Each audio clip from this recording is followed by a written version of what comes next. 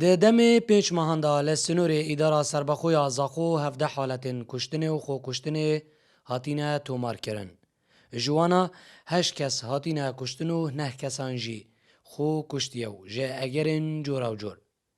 زوربیا وان کسین دایی به جیانا خو اینای آوره بوینه و دناوا کمپین سنور زاخو دا بوینه. بله سبارت کشن خواکشتن و کشتن که اودیزات هاتین تومار کردن سنور رهبری پلیس نزاخو ما 8 حالت کشتن هبین و 9 حالت خواکشتن ما هبین هکر ام براوردی گل بار بکن که سالا چی ما 14 حالت کشتن هبین یعنی هم نشین بیشتر که حالت زیاده بین چیکی مبتن 8 حالت تومار کردن که اصلا دا اوج اگر کشن جورا جور بین هر نه حالتين هاتين توماركن الخاكوشتنه چک نهات یا کار اینان همیشه او بین کو اوه اپریکا خواه لاویستین اپریکا پتی دایی بجان خواه نوی خواه شناخ کرین هفت شوانا جا آواره بینو خلک آکنجیت کمپ دوربری زاخوبین اکبتنه جا آکنجی زاخوبین و اف هر حالته دی جاوید خواه کشتنه یا جا کشتنه اوید هاتین کشتن اوش چک جورا جوری هاتین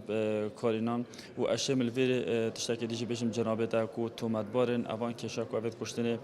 سپاس به خود همیت هاتین دست سر کردن پیرامون تاسای دیجی همیت هاتین انجام دادن. جواگناسای جی اگرن زیده بونا کشتن و خو کشتن ودگرینت. جبوی فاکترین جواکی و لاوازیا پیوندیانو. هر دیسان نبونا رول یاسای دوی بیاویدا.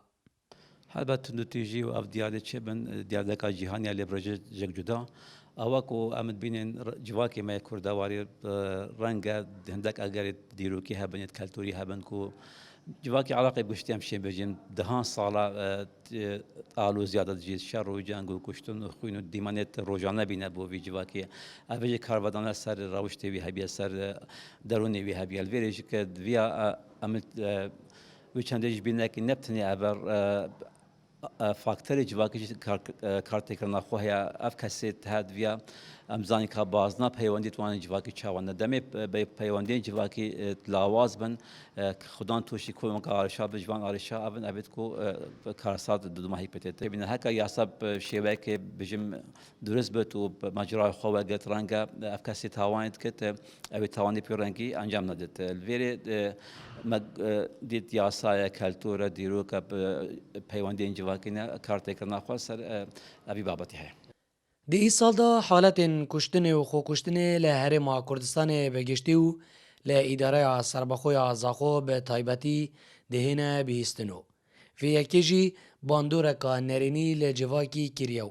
بتنه ده 5 ماهاندا لزاخو 8 کس هاتینه کشتن ده برانبر 12 مهن سالا رابوری 14 حالت هاتبونه تومار کرنو. تانو که 9 حالت خو کشتن جی لزاخو هاتینه